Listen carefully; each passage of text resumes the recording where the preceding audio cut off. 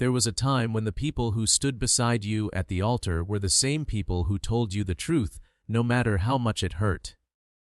When a marriage vow meant something deeper than words on a piece of paper, but what happened on Family Feud would prove that some battles cannot be fought behind closed doors. When one wife realized that the man she loved was slowly destroying himself and their family with a secret he refused to face, she did the only thing she had left. She told the truth on national television, and when Steve Harvey heard what she had to say, he did not crack a joke. He did not move on. He stopped the entire show, walked across that stage, and confronted her husband with a level of honesty that no one in that studio was prepared for. 200 people sat in absolute silence, and by the time Steve finished speaking, every person in that room understood that they had just witnessed something that would never be forgotten. Before we get into this story, I need you to hit that like button and subscribe to this channel right now. Turn on those notifications so you never miss moments like this one. What you are about to hear is one of the most powerful things that has ever happened on a game show stage. Stay with me until the very end. Steve Harvey has been hosting Family Feud for over a decade. He has met every kind of family. He has seen people at their best and their worst. He has laughed until tears rolled down his face, and he has been moved to silence by things he never expected to hear. But on a Wednesday afternoon in November 2024, a woman named Patricia Coleman did something on that stage that Steve later called the bravest thing he had ever seen a wife do. She chose her husband's life over his pride. And what happened next proved that love, real love, sometimes looks nothing like what you expect. Patricia Coleman was 50 years old. She had the kind of face that held both warmth and wariness at the same time, like a woman who had spent decades smiling through storms. She worked as a school bus driver in Nashville, Tennessee. Every morning at 5:30, she was up, dressed, and behind the wheel, picking up other people's children and making sure they got to school safely. She had been doing that job for 11 years, and every parent on her route trusted her completely. She knew every child by name. She kept extra granola bars in the glove compartment for the kids who got on the bus without breakfast. She played gospel music softly on the speakers because she said it set the tone for a good day. Patricia Coleman was the kind of woman who took care of everyone around her without ever being asked. She had been married to her husband, Raymond Coleman, for 24 years. Raymond was 53, a former long-haul truck driver who had spent most of his career on the road, driving routes across the Southeast. He was a big man, 6'3", with broad shoulders and a deep voice that used to make Patricia feel safe when she heard it. They had met at a church cookout in 1998, and Raymond had walked up to her with a plate of ribs and a smile and said, "Excuse me, miss, but I think God put you in my path today." Patricia had rolled her eyes and laughed, but she also gave him her phone number. They were married 2 years later. Together they had 3 children. Their oldest, Raymond Jr., who everyone called RJ, was 23 and worked at a warehouse distribution center. Their daughter, Monique, was 20 and attended community college part-time while working at a retail store. Their youngest, Deshaun, was 15 and still in high school. He was a gifted basketball player, the kind of kid who had college scouts already whispering about his potential. All 3 children adored their father. He was the man who had taught RJ to drive a stick shift. He was the man who walked Monique down the aisle at her junior prom because she said no boy at school was good enough to take her. He was the man who shot hoops with Deshaun in the driveway every Saturday morning until the sun went down. But Raymond Coleman had a secret that had been eating him alive for nearly 5 years. And that secret was gambling. It had started innocently enough. Raymond injured his back on a long-haul route in 2019. A herniated disc that required surgery and months of recovery. He could no longer drive trucks, and the disability payments were a fraction of what he had been earning. For a man who had worked with his hands and his body his entire life, being sidelined felt like suffocating. He was restless, frustrated, and ashamed of not being able to provide the way he always had. A friend took him to a casino one weekend as a distraction. Raymond won $800 on the slot machines that first night, and something clicked inside his brain that he did not understand and could not control. The win felt like oxygen after drowning. It felt like being useful again, Like he had found a way to bring money home even though his body had failed him. He went back the next weekend, and the next, and the one after that. Within 6 months, the occasional casino trip had become a compulsion. Raymond was going 3, sometimes 4 times a week. He started with the slots, moved to the card tables, then discovered online gambling sites that let him bet from his phone at 2 in the morning while Patricia slept beside him. The wins became less frequent.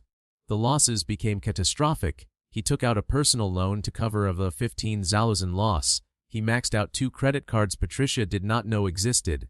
He borrowed money from his brother, his cousin, and 2 friends from church, all of them under the impression that the money was for medical bills or home repairs.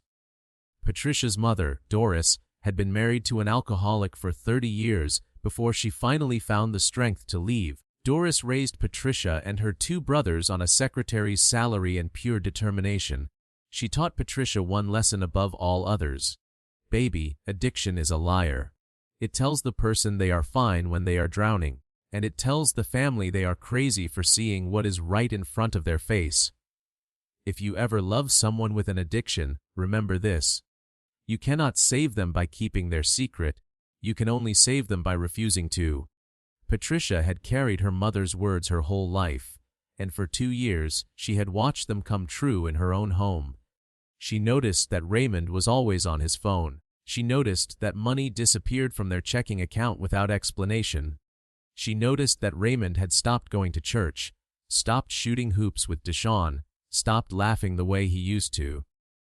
He was irritable, secretive, and increasingly distant. When Patricia asked what was wrong, Raymond would snap at her and say nothing was wrong, that she was nagging, that she needed to give him space. He made her feel like the problem was her inability to leave him alone, not his inability to tell the truth. The breaking point came 4 months before the Family Feud taping. Patricia received a call from their bank. The home equity line of credit that Raymond had opened without her knowledge was maxed out at 40,000. Combined with the credit cards, the personal loans, and the money he had borrowed from family, the total debt was over 95,000, nearly 6 figures of gambling losses, hidden behind a wall of lies and deflection. Patricia confronted Raymond at home. He denied it. He said the bank was wrong. He said someone had stolen his identity. When Patricia showed him the statements she had pulled, page after page of casino transactions and online betting charges, Raymond went silent. Then he got angry. He accused her of spying on him. He said she was trying to control him. He left the house and did not come back until the next morning, and when he did, he acted as if the conversation had never happened. That was when Patricia knew she could not fix this alone, and that was when Monique called to say the family had been selected for Family Feud. Patricia saw it as more than coincidence. She saw it as an open door, the one place where Raymond could not walk away, could not deny, could not deflect, because the whole world would be watching. Patricia was not trying to humiliate her husband. She was trying to save his life. Because Doris had taught her that addiction does not stop until the secret stops, and Patricia was done keeping Raymond's secret. The Coleman family was matched against the Hayward family from Raleigh, North Carolina. The Haywards were a military family led by a retired Air Force colonel and his wife, and they played the game with the kind of discipline and precision you would expect. The audience respected them immediately. It was a strong matchup. 2 solid families with big personalities and real chemistry on stage. The Colemans came out strong. Raymond was charismatic as always. He shook Steve's hand with that big grip, called him the man, and got a laugh from the audience. He put his arm around Patricia and told Steve, "This woman right here is my rock. 24 years and she still puts up with me." Steve grinned and said, "Well, she must be a saint then." The audience laughed. Patricia smiled. But her smile was the rehearsed kind, the kind a woman perfects after years of pretending everything is fine in front of other people. RJ stood tall beside his father, proud. Monique clapped and cheered. Deshawn, the 15-year-old, was wide-eyed and excited just to be on television. The family looked picture perfect, and that was exactly the version of reality that Raymond had built and maintained for years. The version where he was the provider, the protector, the patriarch. The version where nothing was wrong. The first 2 rounds passed without incident. The Colemans won round 1. The Haywards took round 2. Steve bantered with both families. The energy was good. Everything was moving along exactly the way a normal episode of Family Feud is supposed to move. Then came the third round. Steve read the question card. We surveyed 100 people. Name something a person hides from their family. The question was meant to generate lighthearted answers. Bad grades, junk food, an online shopping habit, the kind of harmless secrets that make audiences laugh and nod in recognition. Patricia was at the podium for the face-off. She buzzed in before the Hayward contestant could respond, and in a voice that carried the full weight of 4 years of silence, 2 years of suspicion, and 4 months of certainty, she said, "A gambling addiction." The delivery was not dramatic. Patricia did not raise her voice. She did not look at Raymond. She looked directly at Steve Harvey and spoke as if she were stating a fact as plain as the weather. But the words landed in that studio like a stone dropped into still water, and the ripples touched every person in the room. The audience went quiet. Not the confused kind of quiet from a joke that did not land. The heavy kind. The kind that happens when 200 people simultaneously realize they are no longer watching a game show. Steve's face changed.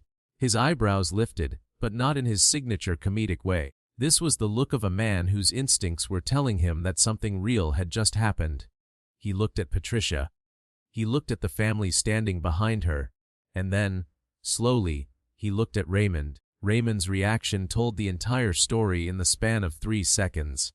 His body went rigid, his smile vanished. His eyes widened and then narrowed, darting from Patricia to the audience to the cameras and back. His hands, which had been relaxed at his sides, clenched into fists. Not from anger. From exposure. He looked like a man who had just been pulled out from behind a curtain he had been hiding behind for years. RJ turned to look at his father. The 23-year-old's expression shifted from confusion to slow, sickening recognition. Things were clicking into place. The borrowed money, the mood swings, the late nights, the constant arguments he could hear through the walls when he still lived at home. Monique covered her mouth with both hands.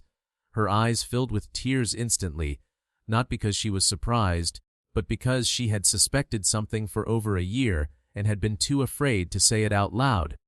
Deshawn, the 15-year-old who loved his father more than anything in the world, looked at Raymond with an expression that no child should ever have to wear. It was the face of a boy realizing that the man he idolized was not the man he thought he was. Steve set his cards down on the podium. He did it slowly, deliberately, the way he always did when he knew the game had stopped being a game. He straightened his jacket, he took a breath, and then he walked to the center of the stage. "All right," Steve said. His voice was quiet and serious. "I can feel what is happening in this room, and I am not going to pretend I did not hear what was just said." He looked at the audience. "Folks, stay with me. We are going to take a moment here because what is happening right now is more important than any game." He turned to Patricia. "Patricia, I need to ask you something, and I need you to answer me honestly. Are you talking about your family right now?" Patricia nodded. Her chin was steady, but her eyes were glistening. "Yes, Steve. I am talking about my husband. Raymond has been gambling for almost 5 years. We are nearly 100,000 in debt. He has borrowed money from everyone in our family. He has lied to me every single day, and I have tried everything I know to get him to stop. I have begged. I have cried. I have threatened to leave. Nothing works. He will not listen to me. So I am standing here on your stage asking for help, because I am out of options and I am not ready to give up on him." Her voice cracked on the last sentence. Not from weakness, from exhaustion. This was a woman who had been fighting a war inside her own home for years, and she was running out of ammunition. Steve Harvey stood still for a moment after Patricia finished speaking. He did not immediately respond. He let her words hang in the air because they deserved to be heard in full, without interruption, without commentary. Then he turned to Raymond. Raymond was standing with his head slightly bowed, his jaw clenched, his hands still at his sides. He was not crying. He was not speaking. He was standing the way a man stands when every exit in the room has been sealed and the only direction left is forward. "Raymond," Steve said, walking toward him with measured steps. "Look at me, brother." Raymond raised his eyes. They were bloodshot. I am not going to stand here and lecture you. I am not going to shame you. But I am going to tell you the truth, because your wife has earned the right to hear someone else say it. Steve stood directly in front of Raymond now, close enough that it felt personal, not confrontational, but intimate, like a conversation between two men who understood something painful about being a man. I know what it is like to feel like you cannot provide, Steve said. I have been broke. I have been homeless. I have slept in my car and eaten out of gas station bags and prayed to God to just give me one more chance to make something of myself. And I know what it feels like when something comes along and makes that pain go away, even for a minute. I know the pull of that relief. I know how it starts small and then takes over everything. Steve's voice dropped lower. But here is what I also know. That relief is a lie. It takes more than it gives, every single time. And while you are chasing that next hit of relief, your wife is at home trying to figure out how to keep the lights on. Your son is wondering why his father does not shoot hoops with him anymore. Your daughter is picking up extra shifts to help pay bills she should not even know about. Your oldest is pretending everything is fine because he does not want to add to your burden. You are surrounded by people who love you, Raymond, and your addiction is making you invisible to every single one of them. Raymond's face broke. It did not happen all at once. First his lips pressed together hard like he was trying to hold everything inside. Then his nostrils flared, then his chin trembled, and then the dam burst. A sound came out of Raymond Coleman that the audience would later describe as the most raw and painful thing they had ever heard. It was not crying in the way people usually cry on television. It was the sound of a man who had been holding his breath for 5 years finally letting it go. I cannot stop, Raymond said. His voice was shattered. I have tried. I have deleted the apps. I have cut up the cards. I have driven past the casino and told myself I would not go in. And then I am sitting at the table an hour later, and I do not even remember walking through the door. It is like something else takes over. And when I lose, I feel so sick and so ashamed that the only thing I can think of is going back and winning it back. And I never win it back. I never win it back. He looked at Patricia. You think I do not know what I have done. I know. I know about the money. I know about the lies. I know our son stopped asking me to play basketball because I was never around. I know our daughter dropped to part-time at school because she felt like she needed to help pay for things that I should be paying for. I know you cry at night when you think I am asleep. I hear it every single time, and I hate myself for it, but I cannot stop, and I am terrified that telling you that makes me less of a man. Patricia's tears were falling freely now. She walked to Raymond and stood in front of him. She did not touch him. She just stood close enough that he could feel her presence. Raymond, she said, you have never been less of a man. You are sick. There is a difference. My mama was married to an alcoholic for 30 years, and she told me something I have never forgotten. She said addiction is a liar.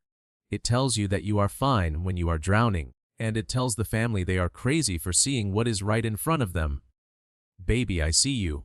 I have always seen you. And I am not standing here because I think you are weak. I am standing here because I know you are strong enough to beat this, but only if you stop trying to do it alone. Steve stepped in gently. Raymond, can I tell you something? What your wife just did is the most loving thing I have ever witnessed on this stage. She did not come here to embarrass you. She came here to save you. Do you understand that? This woman drove to Atlanta, stood on my stage in front of 200 people and millions of viewers, and told the world your secret, not because she wanted to hurt you, because she could not reach you any other way. That is not betrayal, Raymond. That is love, the fiercest, most desperate, most courageous kind of love there is. Steve turned to the audience. Let me say something to everyone here and everyone watching at home. Addiction does not care about your race, your income, your education, or how good your family is. It takes hold of people who are hurting, and it lies to them. It tells them they can handle it alone. It tells them that asking for help is weakness, and it isolates them from the very people who could pull them out. If someone you love is struggling, do what Patricia did. Refuse to keep the secret, because secrets feed addiction, and the truth, even when it is painful, is the only thing that starves it. The audience responded with an ovation that was not celebration. It was solidarity. People were standing with tears on their faces, clapping because they did not know what else to do with the emotion in their chests. Then RJ stepped forward. The 23-year-old who had been silent through all of it walked to his father and stood in front of him. "Dad," he said, and his voice was shaking, "I lent you 3,000 last year. You told me it was for the truck. I worked overtime for 2 months to save that money. I gave it to you because you are my father and I would give you anything." RJ paused and swallowed hard. "I am not angry about the money. I am angry because you did not trust me enough to tell me the truth.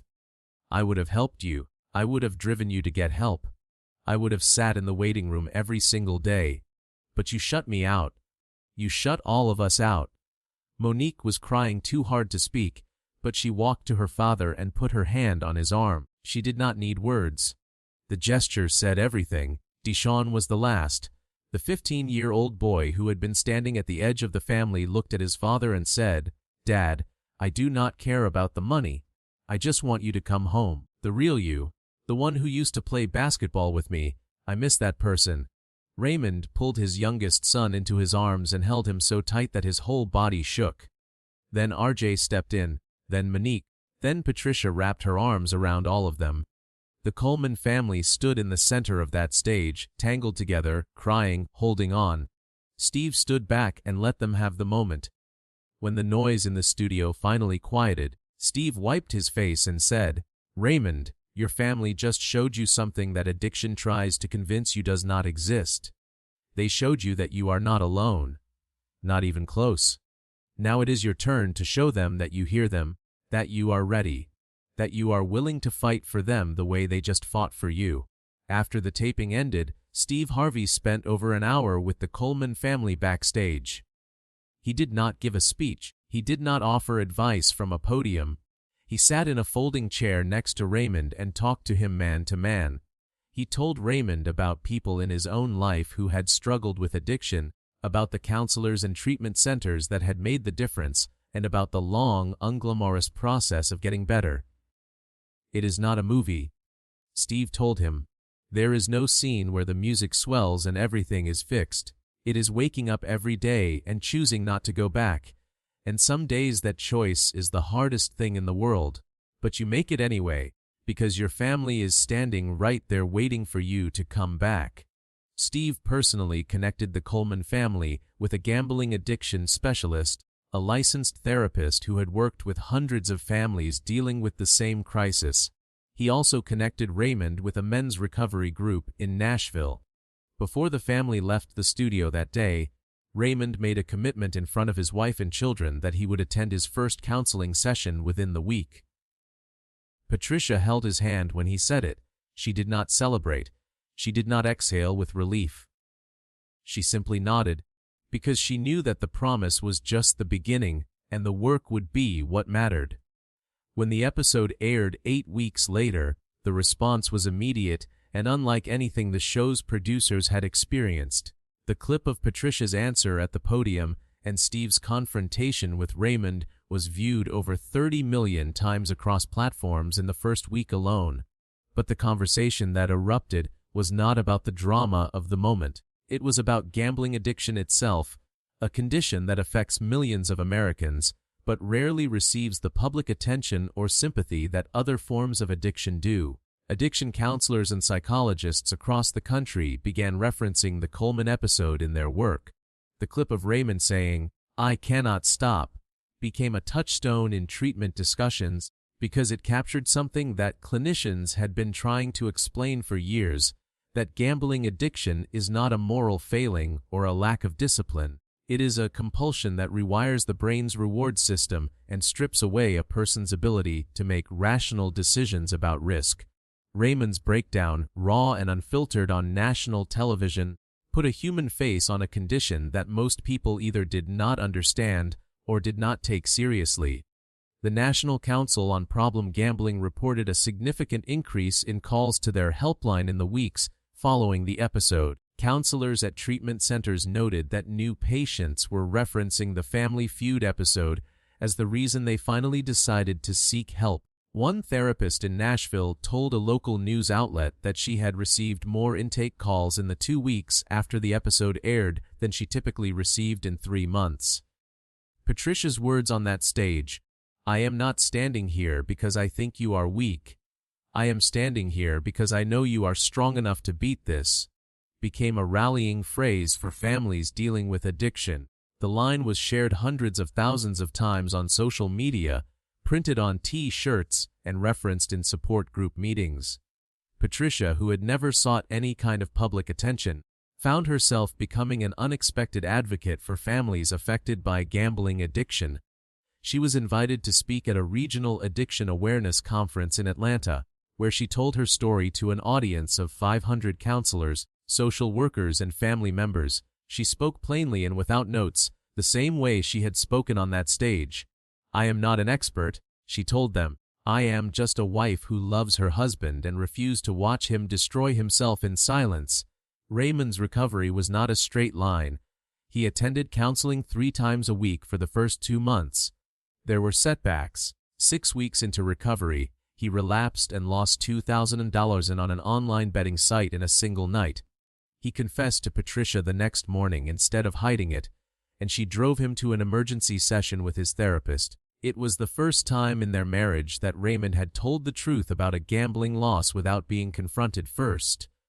Patricia later said that moment, as painful as it was when she knew he was actually fighting. "Relapse is not failure," she said. "Hiding the relapse is failure." And for the first time, he did not hide. 3 months after the episode aired, the Coleman family posted a video on social media that was viewed over 8 million times. It was filmed in their driveway on a Saturday afternoon. Raymond and Deshawn were playing basketball, not a staged, cinematic moment, just a father and son shooting hoops the way they used to before the addiction took over. Raymond missed most of his shots and Deshawn teased him mercilessly. Patricia filmed from the porch, and at the end of the video, she turned the camera to herself and said, "He came home. The real him. He is still fighting every day, but he is home." The comment section filled with thousands of messages from people sharing their own family's struggles with addiction, thanking Patricia for her courage, and telling Raymond they were proud of him. RJ, who had given his father $3,000 under false pretenses, made a decision that surprised the family. He told Raymond he did not want the money back. Instead, he asked Raymond to donate that amount to a gambling addiction recovery program when the family's finances stabilized. "It is not about the money, Dad," RJ said. "It is about making something good come out of something bad." Raymond agreed, and a year later, he personally delivered a $3,000 donation to a treatment center in Nashville. The check was presented in RJ's name. Monique returned to community college full-time after the financial pressure on the family began to ease. She changed her major to social work, telling her mother that watching her family go through the addiction crisis had shown her what she wanted to do with her life.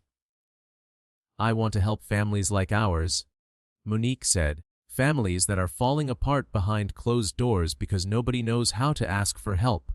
6 months after the original episode, Family Feud aired a follow-up segment. The Coleman family walked back on stage to a standing ovation that lasted nearly a full minute.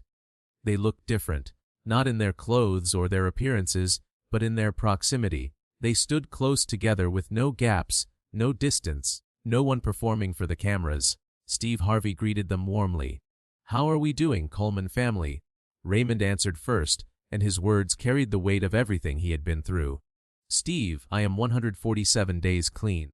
I go to meetings 3 times a week. I have a sponsor who calls me every morning at 6.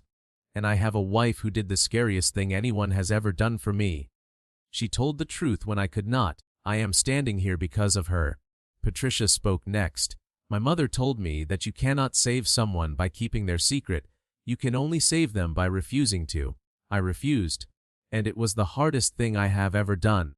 There were days after the episode aired when Raymond was angry at me. Days when I wondered if I had made a mistake. But then I would look at my son playing basketball in the driveway with his father, and I knew.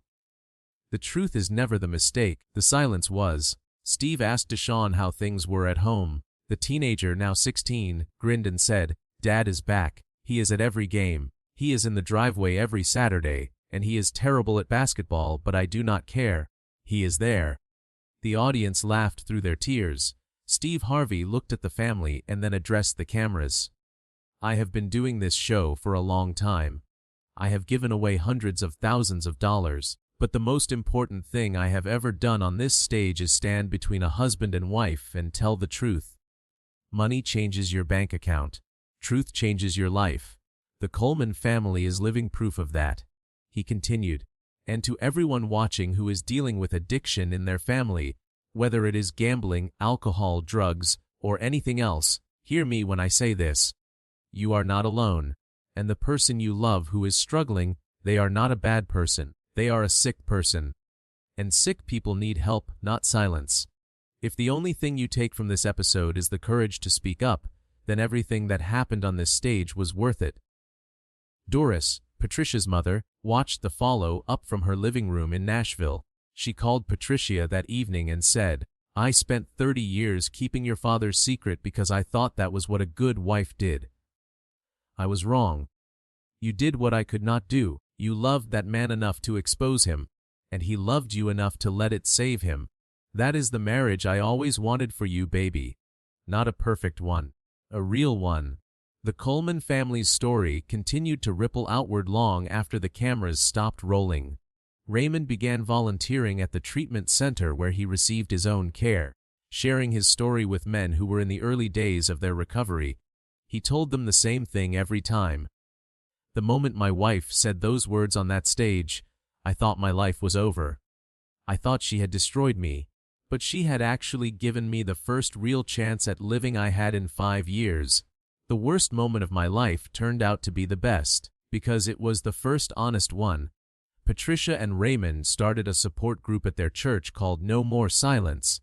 It met every Thursday evening and was open to any family dealing with addiction of any kind. The first meeting had 6 people. Within a year, they had to move to the church fellowship hall to accommodate the crowd. People drove from across Middle Tennessee to attend. Some came for themselves. Some came for their spouses. Some came because they had watched the Family Feud episode and realized they were living the same lie and were ready to stop. Years later, when people asked Patricia about that moment on the Family Feud stage, she always said the same thing. "I did not expose my husband. I freed him." There is a difference. Exposure is about shame. Freedom is about love. I loved Raymond too much to let his secret kill him. My mother spent 30 years learning that lesson. I learned it in one afternoon on Steve Harvey's stage. And I would do it again tomorrow. Steve Harvey referenced the Coleman family often in the years that followed. He called Patricia's moment the single most courageous act he had ever witnessed on television. "She was not trying to go viral," Steve would say. "She was trying to save her husband's life. And she did. On my stage, in front of the whole world, she chose his life over his comfort. That is what real love looks like. It is not pretty. It is not gentle. It is a woman standing at a podium on a game show saying the one word her husband could not say himself, and that word changed everything." The story of Patricia and Raymond Coleman is a reminder that the hardest truths are the ones that save us. That addiction thrives in darkness and crumbles in light. That a family's love is not measured by how well they hide their problems, but by how bravely they face them. And that sometimes it takes a game show stage, a courageous wife, and a host who knows when to stop playing for a family to finally start healing. If this story moved you, if it reminded you of someone in your life who is fighting a battle they cannot win alone, then please hit that like button and subscribe to this channel right now. Share this video with someone who needs to hear it today.